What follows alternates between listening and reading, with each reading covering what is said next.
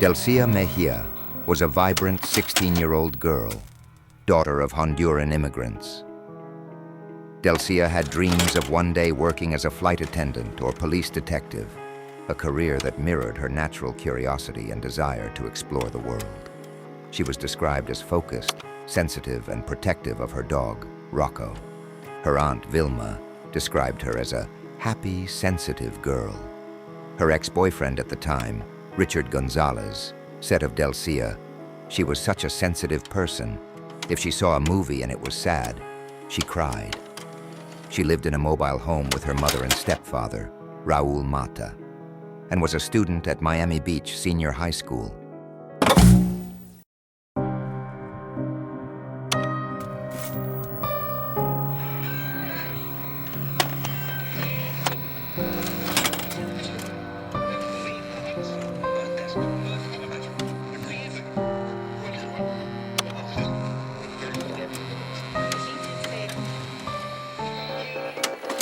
Mejia was reportedly last seen alive at 11 p.m. on September 16, 2004, watching television inside her residence in the Colonial Acres mobile home community in Miami, where she lived with her mother, Dilcia Oliva, and Mata.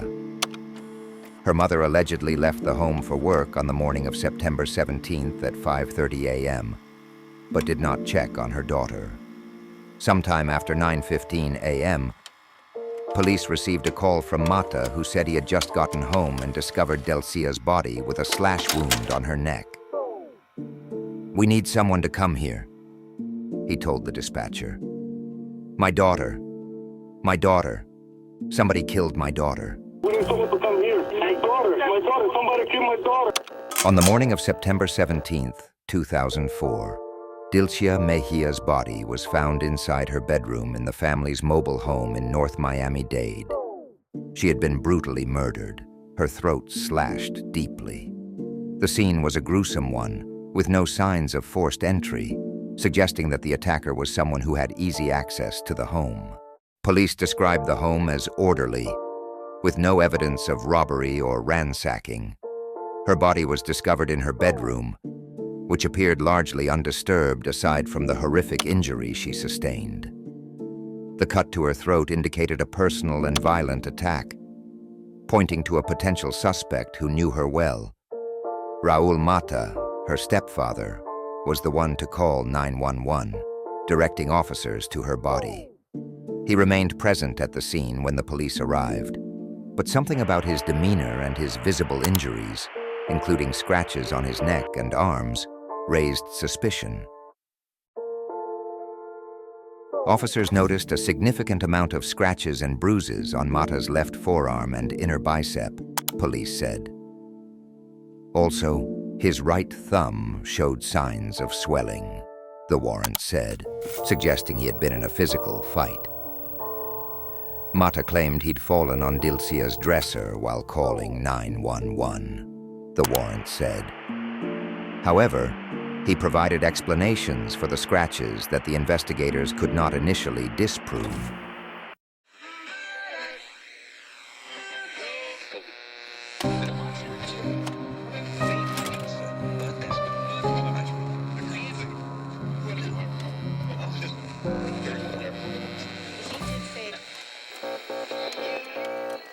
From the beginning, police focused their investigation on Mata, given the suspicious nature of his injuries.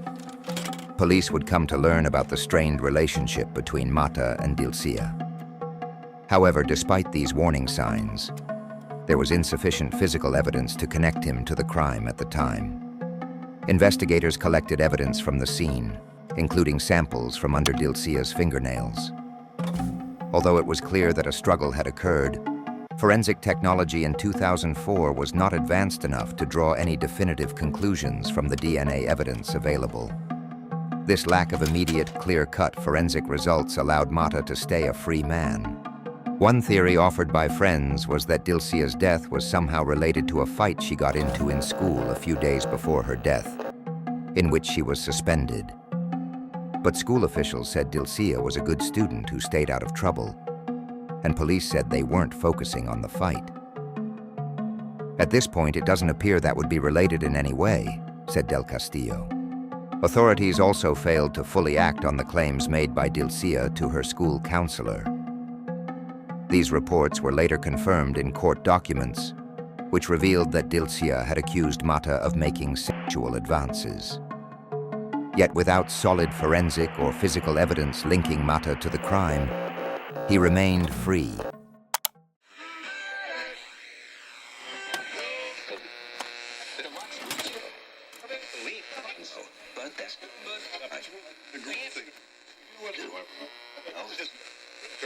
Is a longtime Central Coast resident and now accused of... For years after the murder, Mata continued to live his life seemingly unaffected by the horrific crime.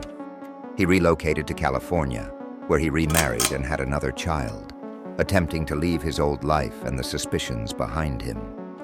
The case, meanwhile, went cold, with Dilcia's family left devastated and frustrated by the lack of justice. Despite the cloud of suspicion, Mata managed to evade justice for over 15 years, as he was indeed the main suspect. But as the lack of physical evidence kept the case from advancing, technology would be knocking on the door, and in 2020, the forensic landscape had changed significantly, and with that came new ways of testing old DNA.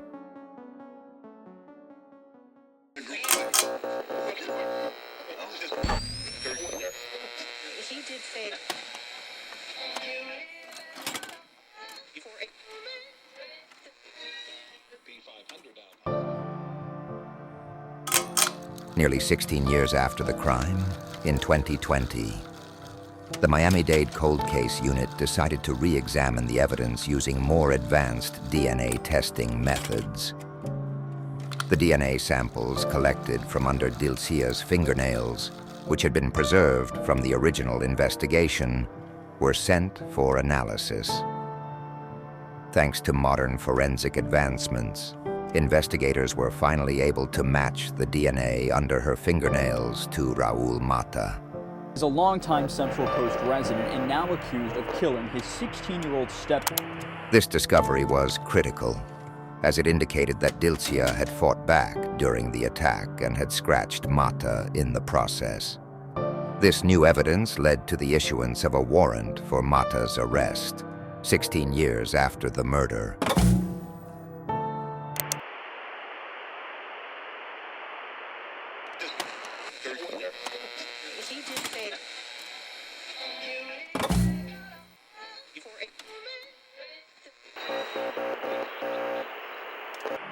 On September 24, 2020, nearly 16 years to the day after Dilcia's murder, Raul Mata was eventually located and arrested at the Hotel Paradox in Santa Cruz on September 21st around 7 p.m., where he was vacationing with his new wife and 3 children. Though it was unclear which, if any, of the children were their own, Detective Radic added, Mata seems to have been living what appeared to be a normal life, free from the shadows of the crime he was accused of committing. After Mejia's death, Mata and Oliva broke up, and Mata moved to Watsonville, California, where he worked at Watsonville Community Hospital as a nurse. News station KSBW8 reported. He also got married and had a son, according to the Miami Herald. California licensing records show Mata was issued a temporary nursing license in Florida in August 2007. It expired in 2008 and was never renewed. However, he was issued a current nursing license in January 2008 for Watsonville, California, which was set to expire in October 2021. After his arrest in September 2020, Mata's current wife told KSBW8, "I'm aware of his past, and there's never been a doubt in my mind about his character, and he's 1000% innocent. He's been a nurse in our community for the past 15 years, saving lives in the emergency room. He's an incredible person, and he doesn't deserve this. The truth will prevail. In addition to the DNA evidence, investigators revealed more details about Dilcia's troubled relationship with Mata. Court documents confirmed that Dilcia had disclosed to a school counselor that Mata had made sexual advances toward her. This revelation provided additional context for the strained relationship between them, further establishing Mata as the likely perpetrator.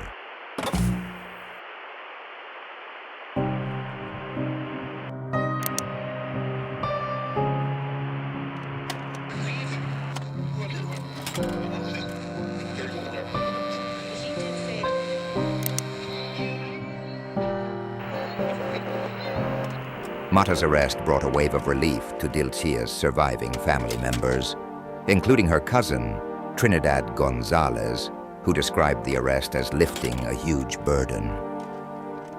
The family had waited for years for this moment, believing that justice had finally arrived. However, this relief was short-lived.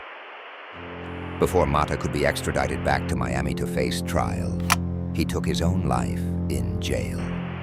While awaiting his transfer, Mata used a makeshift weapon, a piece of a pen, to stab himself in the groin, rupturing the femoral artery, resulting in his death before he could be brought to justice. His suicide closed the legal chapter of the case without a trial, leaving many unanswered questions for Dilcia's family. Thought many would consider his suicide a form of pleading guilty to the horrific crime he was able to avoid for so long.